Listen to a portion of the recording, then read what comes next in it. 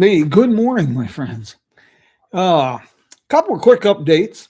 First of all, I'm always glad you can join me because Jim Hinckley's America is a shared adventure. And got a little bit I want to carry on from what we were doing last week. We had a little bit of a problem last week. Our guest that was going to be joining us, Todd Spitzer, had an unexpected problem. So we kind of just had to bluff our way through last week's episode of Coffee with Jim. And as a result, I wasn't quite real prepared. So I appreciate your patience. But we sparked some real discussion in the comments that followed about the Beale Wagon Road and similar explorations here that gave rise to, well, Route 66 and I 40 in northern Arizona. So I dug up some material from Marshall Trimble, uh, dubbed Arizona's historian, one of the more knowledgeable fellows about this kind of stuff. And I thought I would try to give you a backdrop on the origins of Route 66 that were touched on last week and then sparked these questions. We started out, of course, with a Native American trade route. There was an extensive network of trading routes, the Zuni, Hopi villages, all the way to the coast of California, south, Gran Quivira in New Mexico, Pecos, all these villages. So, kind of a brief version of this, and we may have someone joining us here that's a little more knowledgeable, but I'm going to fill in and give you some background. We get into Secretary of War Jefferson Davis, 1853. And Jefferson Davis, for fans of history, may recall that he made a bit of a career move about 8 years later when he became the President of the Confederate States of America. I'm not sure that was such a good career move. But he was authorized to make 4 surveys for a railroad from the Mississippi River to the Pacific coast. They considered a fifth route, which would have been the Oregon Trail, but it wasn't included because they in this initial survey, because it had already been determined the Oregon Trail would make a pretty decent railroad route. And so the Army Corps of Topographical Engineers uh, was tasked with mapping out all 4 routes, and all 4 of these routes eventually became transcontinental railroads. 2 of these routes were to cross Arizona. Now, the one of particular interest is along the 35th parallel. The other was around the 32nd parallel, near the Gila Trail, along the Gila River down in that country. And the other was, like say, along the 35th parallel. And this story starts with Lieutenant Emil Whipple, a reliable and experienced veteran of earlier surveys. And so his survey was to kind of stay as close as possible to the 35th parallel, roughly from Fort Smith, Arkansas, then to Albuquerque, eventually west through basically uncharted territories to Los Angeles. And that's kind of a slap in the face to Native Americans and some of the others. Uncharted territories. It was uncharted territories for us. It was well charted for the people who'd lived here for hundreds of years. They knew the country well. And that got in, there was a fellow, a real colorful fellow, if you want to do some homework, Francois Javier Aubry. And he covered a lot of this country. In fact, his notes became a big part of these expeditions here in northern Arizona along the 35th parallel. Accompanying Whipple's expeditions was Lieutenant Joseph Christmas Ives, who would later be instrumental in surveying the lower Colorado River, and supposedly as the first white man of record to be set foot in the lower Grand Canyon. And there was a German artist, very well known, Heinrich Baldwin Mühlhausen, He accompanied the expedition, and his portfolio had some of the first images of this country. Unfortunately, I understand a lot of Mulhausen's work was lost during World War II and the bombing raids. There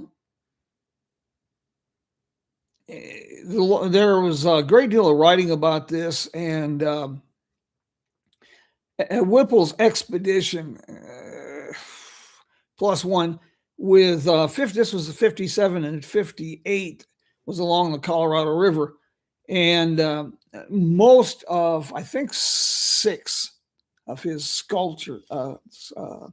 sketches survived World War II. Northern Arizona, like I say, wasn't fully unknown to topographical engineers. 2 years before Whipple's expedition, Captain Lorenzo Sitgreaves made a reconnaissance of sorts along the 35th parallel. Now, for fans of Route 66, they know that one of the most scenic sections of Route 66 is in the Black Mountains of western Arizona, along through Sitgreaves Pass.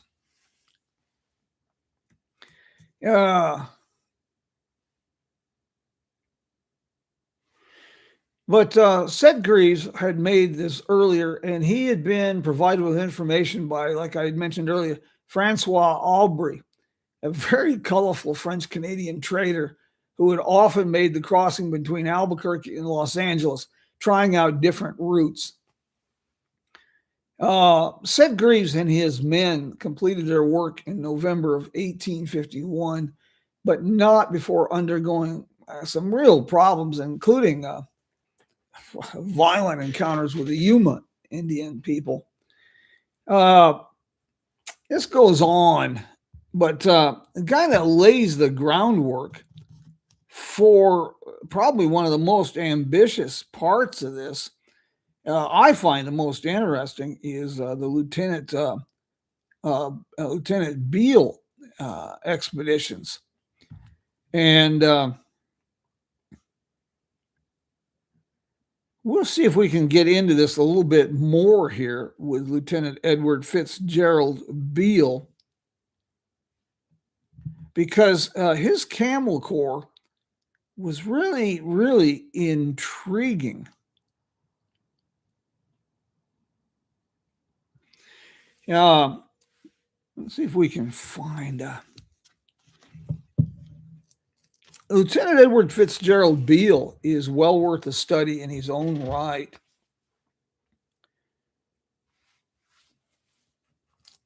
Let's see if I can find this here. The book I'm looking at, and some notes I have, the notes that I have, and then I am taking this from, some of this I'm taking from the Roadside History series, Roadside History of Arizona, by Marshall Trimble.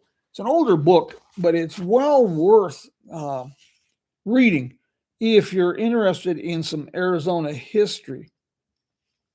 He details at length the encounters by some of these early folks before getting into the expeditions of Beale.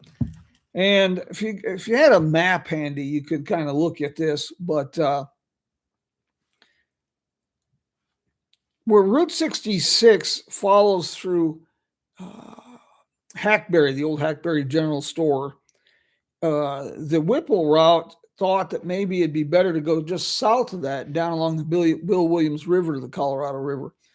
And later expeditions changed that. And the Beale expedition in 1857 would lead to development not only of the railroad, but the first federally funded highway in the Southwest, which was the Beale Wagon Road. And it included the famous camel experiment authorized by Jefferson Davis. And Jefferson Davis is not only the Secretary of the War, he had served as a ex-cavalry officer in his career. And Secretary of War from 18 53 to 57 or 58. Uh, the use of camels in America, or discussing it anyway, wasn't really new. The military had actually discussed some of this. The Spanish had been looking at this as 1701. When we started really opening up the Southwest and the Desert West, discussions about camels become much more prevalent. And in about 1855, 1855, Congress appropriated $30,000 for the purchase and importation of camels or dromedaries for military purposes, and of course experimenting. In that they brought along some camel jockeys, people that were familiar with these, because the mule skinners obviously had no experience with camels. And one of the most notable of the fellows who came over was a fellow named Haji Ali. Americans, they referred to him as High Jolly. And that's basically what's on his memorial tombstone down by Ehrenberg, Arizona, along the Colorado River. Jefferson Davis placed Major Henry Wayne in charge of the camel caravan. He was supposed to be assisted by the Navy officer David Porter and another ex-Navy officer, Edward Fitzgerald Beale. Porter would become an admiral in the Union Navy during the Civil War. And Beale's life story is like, he makes Indiana Jones look like a schoolboy, to say the very least. And some of Beale's life story, just as an example, he was with General Kearny during the Mexican-American War. And at the Battle of San Pasqual, he, Kit Carson, and a Delaware Indian managed to get through the Mexican lines, cross the desert, and make it to the Presidio at San Diego for reinforcements. Just give you an idea. And when gold was discovered in California, Beale was tasked with verifying the reports and getting back to President Millard Fillmore. And that was quite a trip. It included a ship through the Caribbean, the Gulf of Mexico, the west coast of Mexico, overland to the Atlantic coast, all kinds of exploits. Anyway, Porter and Wayne had been sent to the Middle East to make selection of animals and prepare the camels. And so it was a kind of a first for the United States Navy, transporting camels, across the ocean.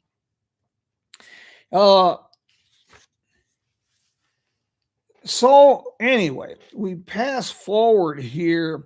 The camels were put through some pretty good tests. They were brought ashore. 35 camels arrived in Texas in May of 1856 or 7. Should have taken a better notes there. And then a year later, another load of camels arrived. The camels passed all tests. And in 1857, the task of implementing the camel experiment passed on to Edward Fitzgerald Beale after Major Wayne had been recalled to Washington. Beale was ordered not only to survey the wagon road originally from Fort Defiance in New Mexico to the Mojave villages on the Colorado River, and from there the wagon road would continue across what became the Mojave Road, which was a Native American trade route across the Mojave Desert, roughly from the area of Bullhead City on the Colorado River in Laughlin, Nevada, where the Mojave villages were, over towards Newberry Springs, which is another Route 66 community. Beale's camel caravan must have been quite a sight as it passed through the ancient pueblos and villages of New Mexico, because there was Arab, Greek, and Turks involved with this experiment. Not to mention, these folks had never seen camels and dromedaries, so this had to be quite a adventure. By the middle of August, they were pretty well set following Whipple's railroad survey along the 35th parallel. And the camels could comfortably carry 100 pounds each, twice what a mule could carry, somewhere in that. Anyway, Beale preferred riding a mule, but he would sometimes he would ride a white dromedary that was named Sid, S-E-I-D. That had to be quite a sight too, seeing an American military officer on a camel, a white camel. When he was around in the San Francisco Peaks area, there's a notation in his journal, and he notes that this would be in the area of present-day Flagstaff, Arizona. And I'll do a direct quote here. Let me find this for you. The camels are so quiet and go so little trouble that sometimes we forget they are with us. Certainly there never was anything so patient and enduring and so little troublesome as this noble animal. They pack their heavy load of corn, of which they never taste a grain, put up with any good food offered them without complaint, and are always up with the wagons, and so perfectly docile and quiet, they're the admiration of the whole camp. They are better today than they were when we left Camp Verde, Texas, since our men have learned by experience the best mode of packing them. They endured the arid lands between Flagstaff and the Colorado River unusually well. Sometimes there were stretches about 36 hours without water. And good morning, Jessica. Good morning, Dwayne. The camels were not only durable, they could subsist on the natural desert. And one of the things that really was impressive for the military, horses and mules suffered terribly in stretches 36 hours without water.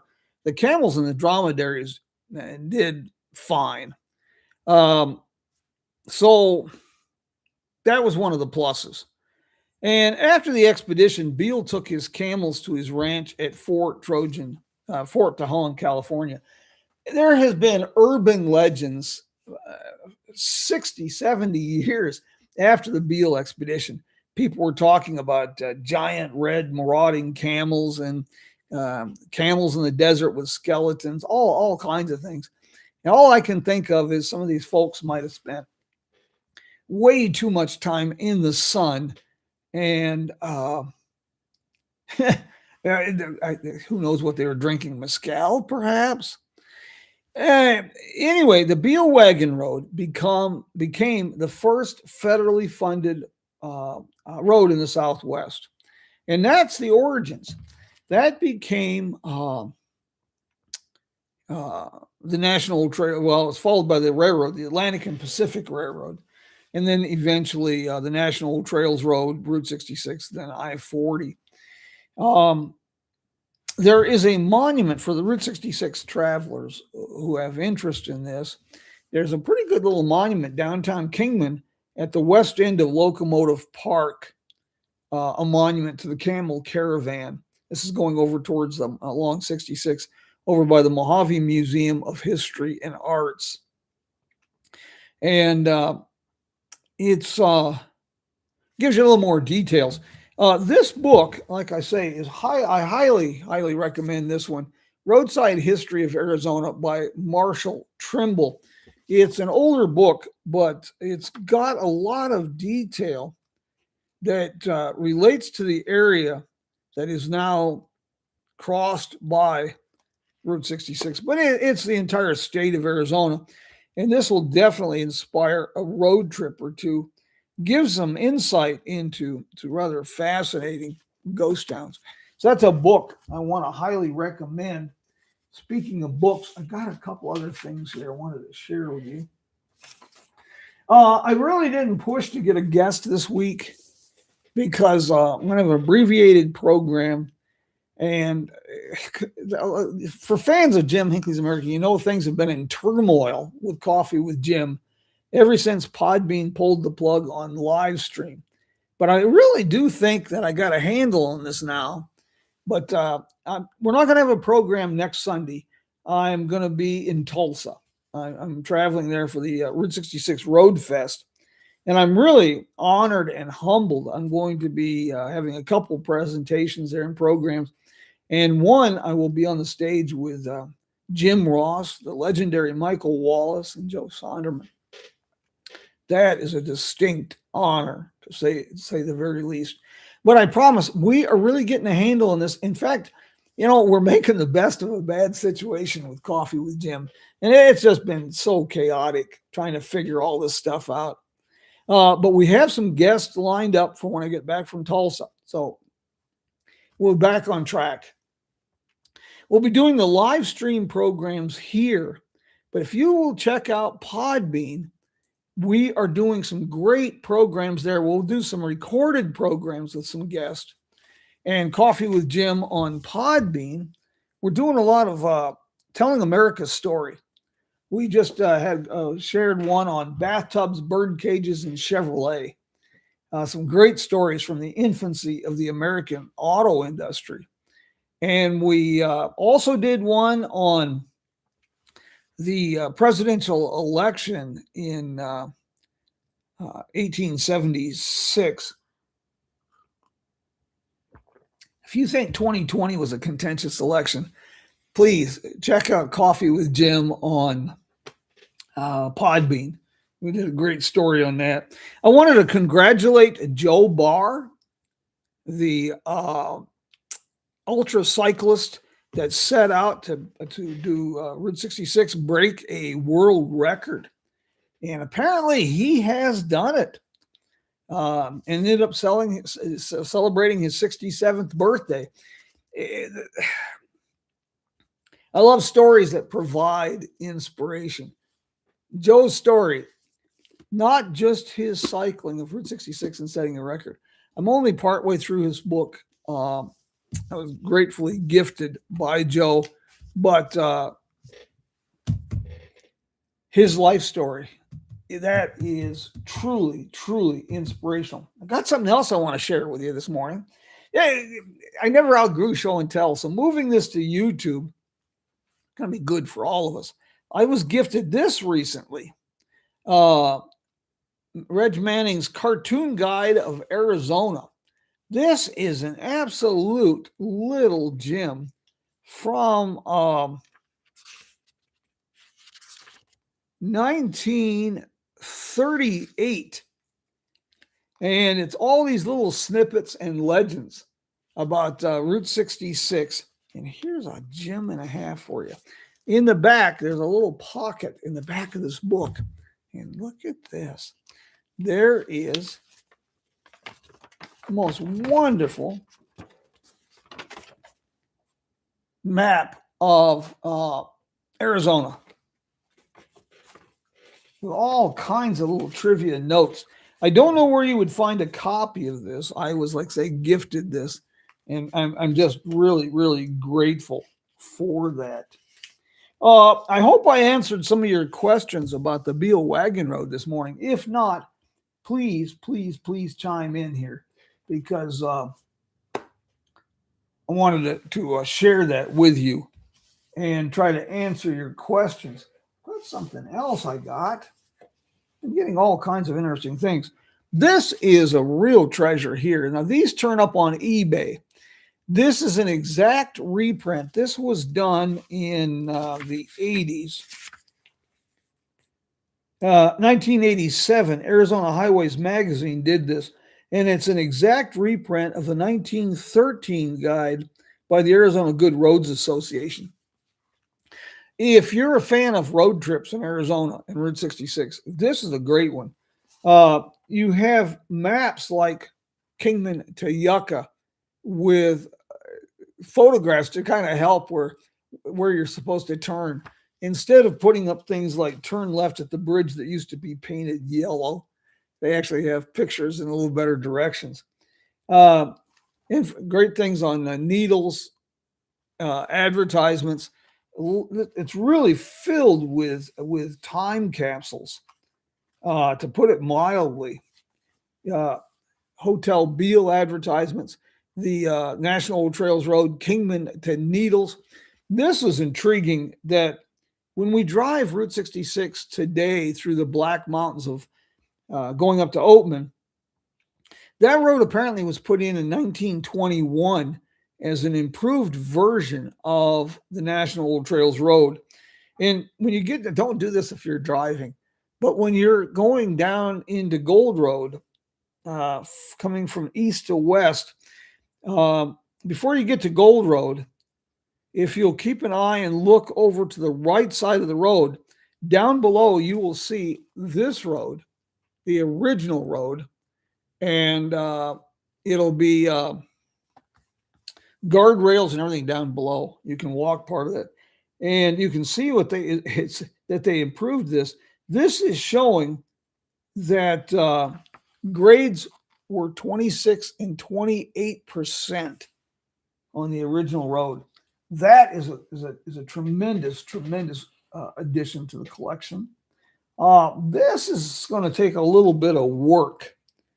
This was just recently sent to me from a fan of Jim Hinckley's America. And this is a travel journal from 1920. But I hope somebody's got better eyes than I do. It's a detailed travel journal from 1920. And this was just sent to me. I have not had time to try to decipher this. But I bet you we're going to find all kinds of interesting things in this. I always like to have these travel journals to provide insight and give me different things when I'm doing some research. A few years ago, I worked with the Historic Vehicle Association, and they were recreating Edsel Ford's trip along the National Old Trails Road from 1915. And they gifted me a copy of Edsel Ford's travel journal from 1915. And not only is it filled with photographs of Edsel and his college buddies, but it's the actual entries from Edsel's journal in 1915. This really provides a lot of great insight into the road.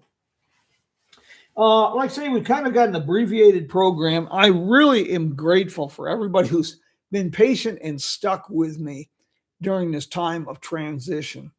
But I think we're back on track. And Jessica, I'll tell you what, if you'd like to try to decipher that journal, I can make that happen. I will make sure that you get this thing, and I'd love to. Yes, please. Thank you. Is that an offer by chance? I should ask first. You did volunteer. That's the way I interpreted that. But if you want to do that, if you want to tackle that, well, I'd sure appreciate that. I really want to express my patience. I'm just so grateful for your patience. This has been really stressful and traumatic. We've been building such a community of people passionate about Route 66, road trips, and the American story. And the suspension of the live stream, I guess for a lot of folks, it wouldn't have been a problem, but I really am tech challenged. So we did set up it with Substack, but I didn't like the way it worked with live stream. And since we already had a YouTube channel and I like show and tell, it seemed a great way to merge. But there's been some catch 22s and problems. So what we did, we decided to make the best of a bad situation. And we're still keeping Coffee with Jim on Podbean as recorded programs. So please keep that going. And then we'll be building the YouTube channel here with videos and other content. The whole idea behind the Jim Hinckley's American Network is shared adventures like we're doing this morning. We're all sharing this adventure. And it's also to inspire people to discover America through road trips. And everybody knows the best road trip is Route 66. That's pretty much what I had to share with you today. I wanted to get some of that answered because I had received, I was really surprised I received as many questions as I did, considering last weekend's program. I was left scrambling. And I won't go into details if Todd can join us sometime and share. And this is, of course, I'm not a big fan of excuses. There's justification, but it doesn't. That's not an excuse. Todd had there was a bit of a medical situation last week, so Todd was unable to join us. So I was kind of left scrambling. But apparently we touched a nerve, and some people were really interested in Beal's camel caravan. You'll find, you'll find other indications of Beal's in Truxton, Arizona, along Route 66. By the Frontier Cafe, there's a sign that says Beal Wagon Road, the Beal Wagon Road, Will Rogers Highway, Route 66. And actually, the Beal Road was just to the south of present-day Truxton and Route 66. And apparently, Truxton itself, Lieutenant Beal's mother was named, was Truxton, and it was named for his mother. Just a little bit of fill your head with useless knowledge than no knowledge at all. Look, while we're here talking road trips and things like that, we won't be doing this next week because I'm going to be in Tulsa. And after that, we are going to really get this show on the road. Lots and lots of great things coming down the pike here. And I'm really excited about it. I'll tell you something that's real exciting. To show you how big our community of road trip enthusiasts is, we have had 2 months this year where our social media network has topped 600,000 people, views and engagement. Podbean, we were doing quite well. Took a little dive, but now that people are rediscovering the recorded programs, well, we're getting that back up close to 20,000 people on that as well. So there's a lot of folks interested and passionate. This is a shared adventure. So we really want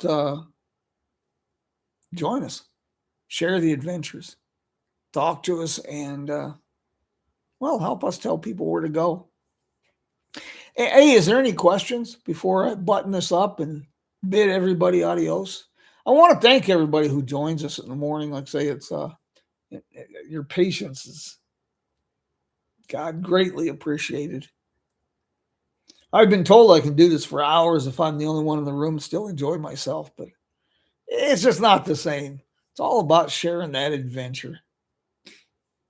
So if we don't have any questions, I will button this up, but I will ask that become a subscriber, become a follower here on YouTube, Jim Hinckley's America on Instagram, as well as Facebook. Check out our website, jimhinckleysamerica.com. And let me know what you think about the new programs on Coffee with Jim on Podbean. I'd sure like to hear your input, your thoughts on that.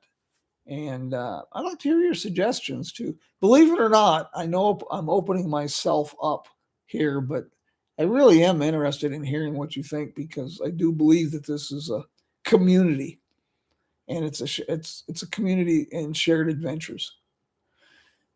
My friends, well, like I say, we won't be doing this next week, but if I see you on the road, please holler. And I sure hope to see a few of you at Tulsa, Route 66 Road Fest. It's a pretty good event. In fact, it's one of the better ones.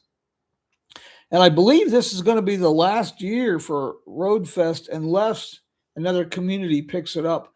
AAA was only going to be doing this through the Centennial.